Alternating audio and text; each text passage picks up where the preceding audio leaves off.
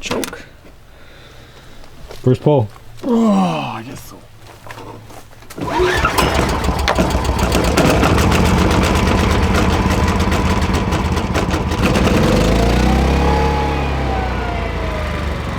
All right, guys, here we are. It's all drywall, all sanded. Kevin put 3 coats on. You guys didn't see the 3 coats. There's no point seeing 3 coats. It's not that interesting. You just like feather it out real nice. Yeah, so that's done. You guys can hear the generator out back. Fire the generator up because we're gonna blow a fan. I think Kevin's got a leaf blower. He's gonna do it because we gotta sand this out till it's smooth. We're gonna sand and paint today, so that's on the docket.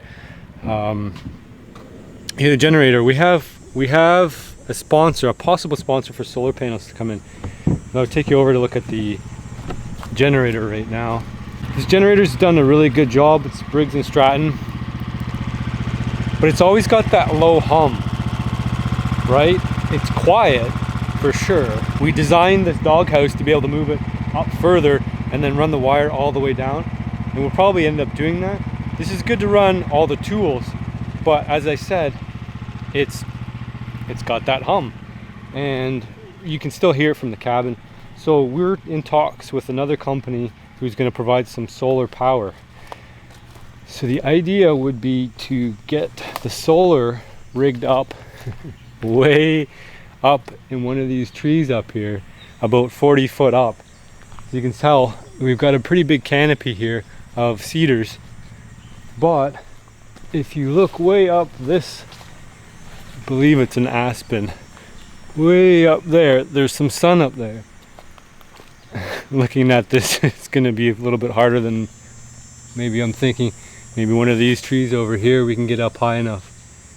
So that's going to be the plan if we get the sponsor. So I'm still working on that. That'll be for a later video, obviously.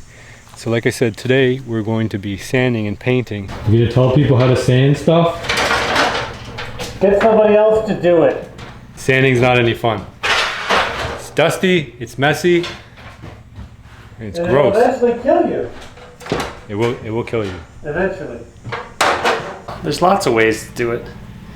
There's gonna be 9 to 10 people are gonna tell me I'm doing it wrong. So you should use a pole sander with a block, and so you don't dig out the middles. This is a cabin in the woods. We're gonna knock off the big chunks and let the chips fall where they may. This little guy here is well, this is rough, but if you kind of hold it in the corner, it'll allow you to kind of make a 40 or a 90-degree angle in the corner. You can kind of see that little edge there. But you want to be careful when you're sanding it because you don't want to dig out the other side. And like blobs like this, which I should have cleaned off when I was butting it, you don't want to knock them off because they'll just pull a big chunk out. So you just kind of sand it out and you see a nice square corner emerging. So you don't gotta, if you had all day, you could go real slow. I'm going real slow because I don't want to eat it. So yeah, just like that, and then you feather out your edges. So this is a factory joint here, so you would just kind of feather out your edges and that's it.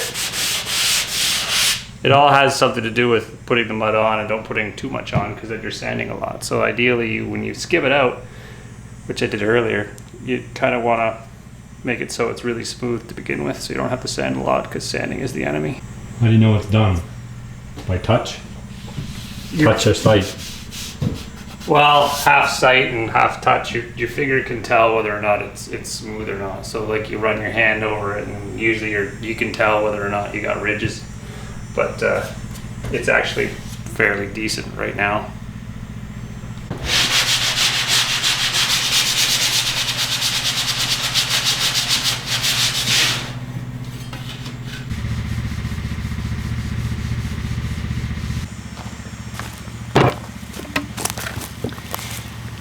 So we have a really neat program in our city, the city near the cabin anyway. So we have a really good program. So we have a really good recycling program. This is paint from our reuse paint program and hazardous waste. Basically, people drop the paint off that they're not going to use anymore. Anything that's salvageable, they allow the public to take. So we have a kind of taupey color, beigey taupey. Kevin thought it was going to be a little bit too dark for the cabin, so we picked up a lighter cream color, and then what we're going to do is we're going to mix the two together. Well, not in perfect ratio because there's quite a bit in this bucket, but probably 50-50, and that'll make a lighter beige color. We've had really good luck using paints, mixing 5-gallon pails of neutral colors together, and you get kind of a neutral green mud. If you end up with a pinky tone, what we've added is a green, and a green will take out the pink. Because you don't want any hues of pink, it just doesn't look good. You think on a small scale it looks like a taupey, beigey, neutral grain color, and it ends up looking pink. So definitely add more greens than reds, and then you won't get your pinks. But anyway, this is going to be neutral, costs us no money at all, which is in line with what we're trying to accomplish here at the cabin. We should have a mirror, because he's just sticking the cabin in the window. He doesn't even want to be in here. You have to subtitle that. Yep, he's right. I don't want to be in there. It's dusty and gross, and it's bad for your lungs, and you will get cancer eventually. Protect yourself. Drive-through window. I'd like to order an Egg McMuffin. You're in the inside. You owe me an Egg McMuffin.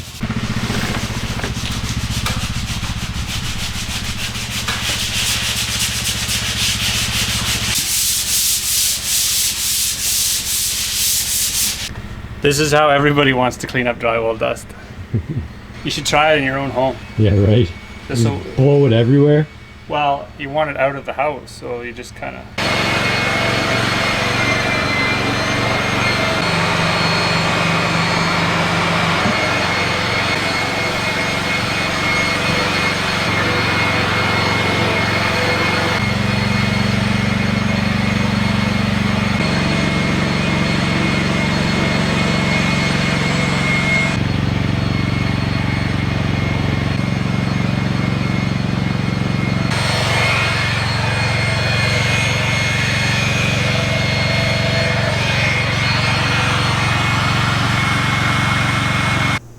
I don't know, it wasn't really a surprise today that we were painting, but so I'm wearing my, you can't see, I'm wearing my painting gear. I got my painting hat, I got my painting pants on, I got my painting shirt, and Chris shows up and he's got the blackest shirt he could find on and some very fancy pants. He thinks he's not gonna get any paint on himself. I brought my filming pants. That's the fanciest white ever.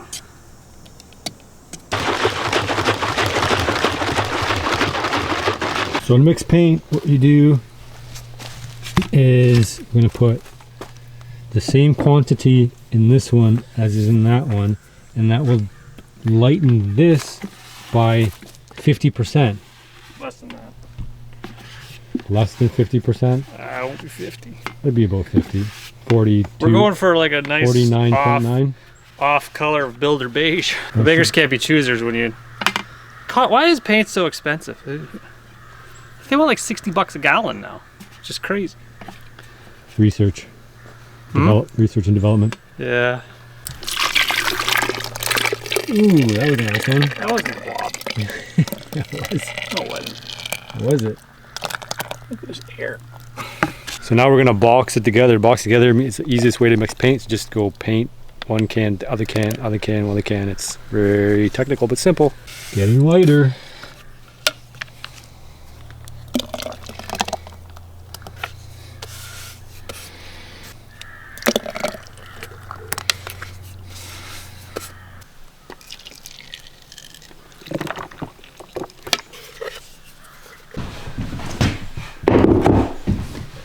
Painting tips with Kevin. Gotta get the roller started.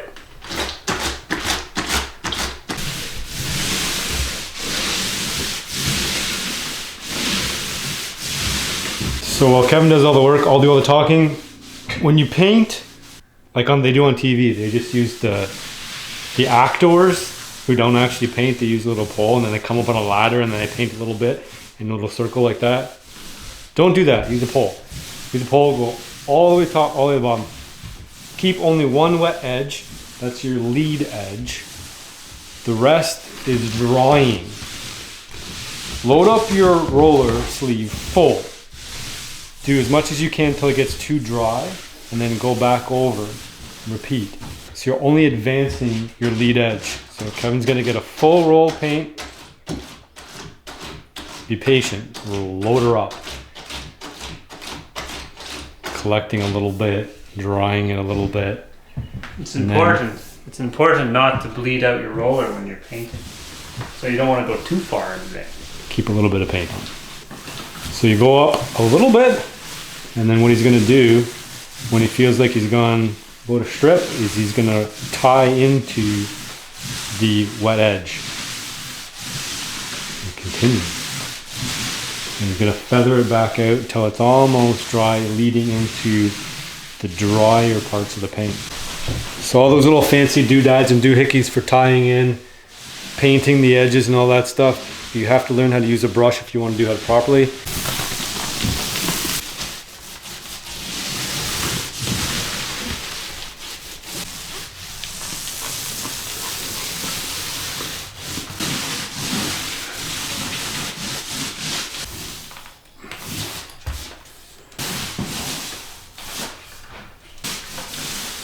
Kevin's gonna do all the cutting in with the paintbrush around everything. I took the flooring out, a couple pieces up here, but I took most of the flooring out, and we're gonna give it a belt sand so that we can, by the end of the day, hopefully just slide it in, and then we'll have our loft space done. And then we can start thinking about other things. We're obviously gonna trim around the windows still. Flooring, I know. I'm trying to get the flooring done in this video, but I don't know if we're gonna get it done. We're gonna try, because I don't think sanding and painting is quite enough progress.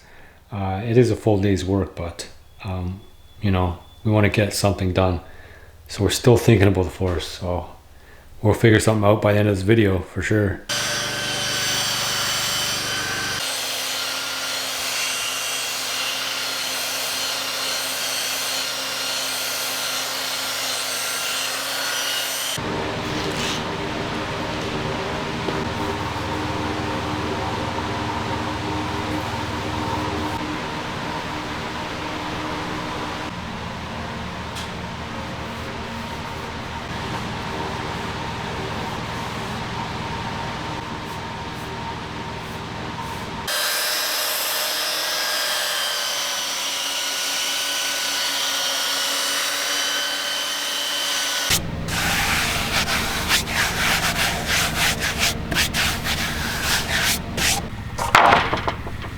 Second coat. Sure is. Second coat. Oh, maybe we'll get the floor up there. I think we'll get the floor up there. Otherwise you guys have to put it in here and beard all messed up. There's a big difference between a start board like this and then the end board that I've completed. There's lots of water damage. Obviously we threw them up there over the winter and tarped them. So anywhere the water touched them, they left a big stain all the way down. Plus it's rough because it just came off the sawmill. It's not going to be perfect, and we're not aiming for perfect for this. We could just get down to like 200 grit or whatever the heck it is and just do like a fine sand on it, but we're not aiming for that at all. This is going to be pretty rustic, but you know, you're going to be stepping on this with your shocks, your bare feet maybe, up in the attic space, and so you know, you want it to be somewhat smooth. You're not getting slivers all the time.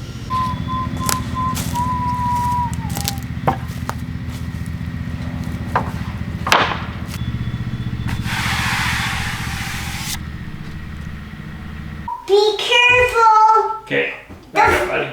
Don't let the big hole! Back up. Back. I got my grandfather too. Where? Grandfather. This is my grandfather. Uncle Chris is my grandfather. Uncle Chris is your uncle.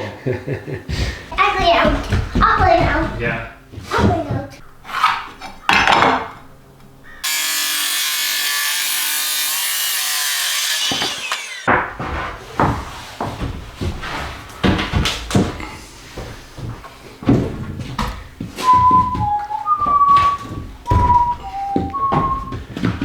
You see what we're doing, Nina? We're making the floor up there. Uncle Chris! What? Uncle Chris, you can jump higher. You can jump higher? Yes, I can. Yeah, be careful down there. Scary. It's kind of scary, Dada. Watch your fingers. Very small board. We have a trail camera set up on the opposite side. You can see how thick it is. We just came through a big giant swamp. But my research is telling me that most of the deer are actually over on this side. So the idea this year is to actually hunt this side. Last year, didn't really know what was going on with the property. So we didn't really know where to set up. And doing some looking around, we found some trails up through here. And we found actually an old wooden tree stand that somebody had built and put up. So that's usually a good sign when somebody takes the effort to build a tree stand in the woods out of wood. That means they've been hunting here for a number of years. So I can actually see the tree stand here. So this is kind of an open hardwood from the swamp. Deer love that cover out in the swamp. And then as you can see, there's an open field over here. I'm not sure what's in the field, but I know there's corn down the other way. So basically this is just a giant funnel.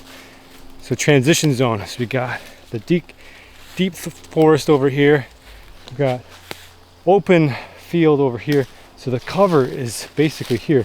So we can probably expect to see quite a bit of deer activity in through this area. And that's exactly what we've seen. So as you hear me talking and walking and moving toward this trail camera, you should be seeing some of the things that we're seeing.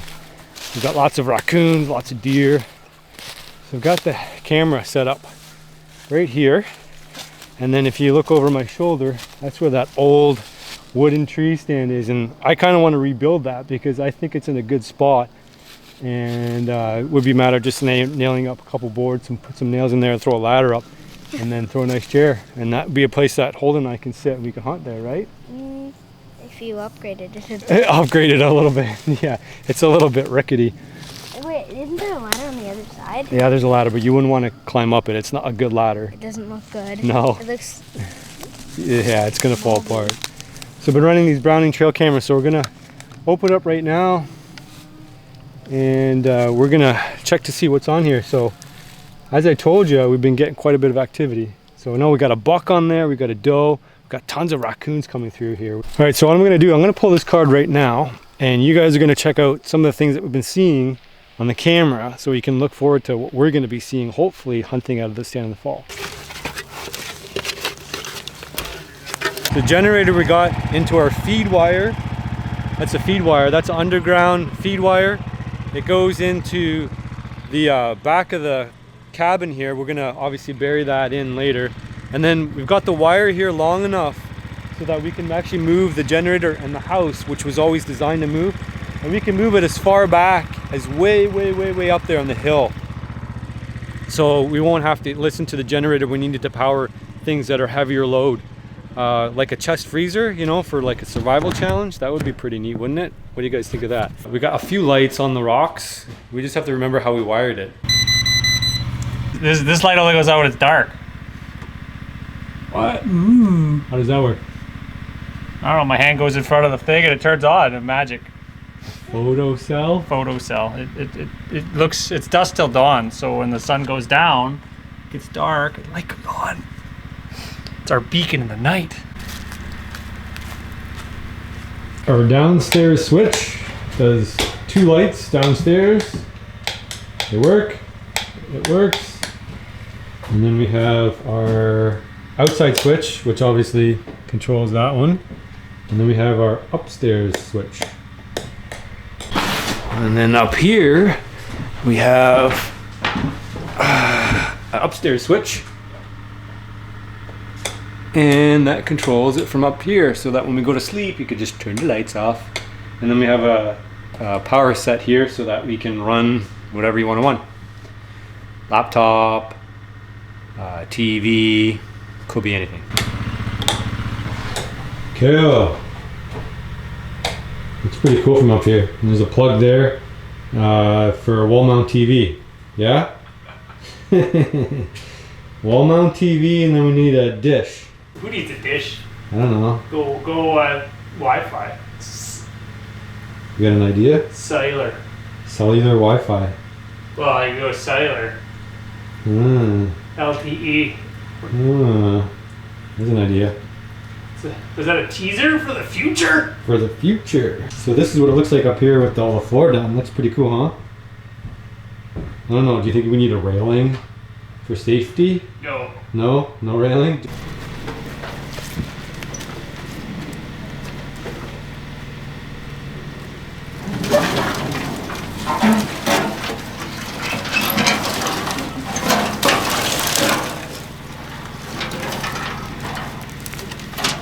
All right, guys, as you know, we had a lot of options for the flooring. We could have built something up. You guys would prefer we build something up. We're not building something up, I'm sorry. I decided not to. Kevin decided not to. Basically, if we have a wood floor in here, we don't want to ever take our shoes off, so we're going to be tracking in mud, dirt, water, especially in the winter, and we just want it to be something super durable. So Kevin works in the industry of renovation, and he's got hookup. So we got Bigelow flooring.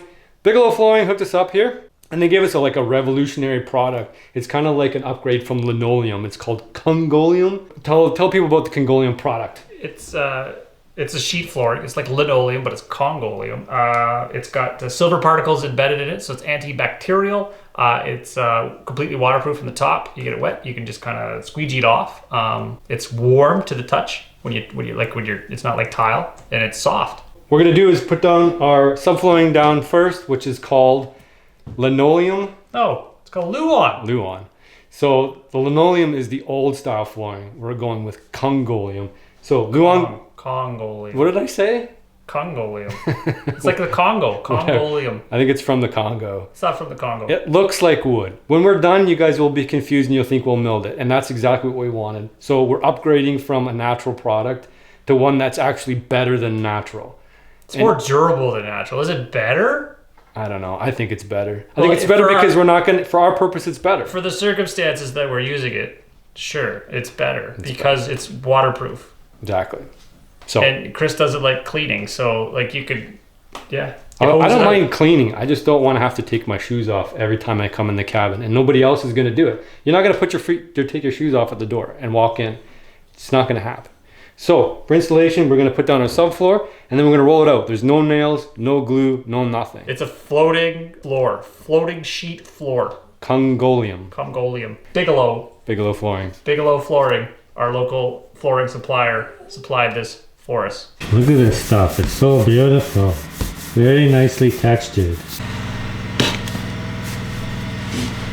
All right, there we go. Floor's done. We did a little bit of other things with the threshold. We're ready to do trim and baseboard, so hopefully we get to that next. And we got to do furniture, and then we got sink stuff put in. So it's basically furniture. We got the stove back in. So you guys have to stick around for the next one. Look at me.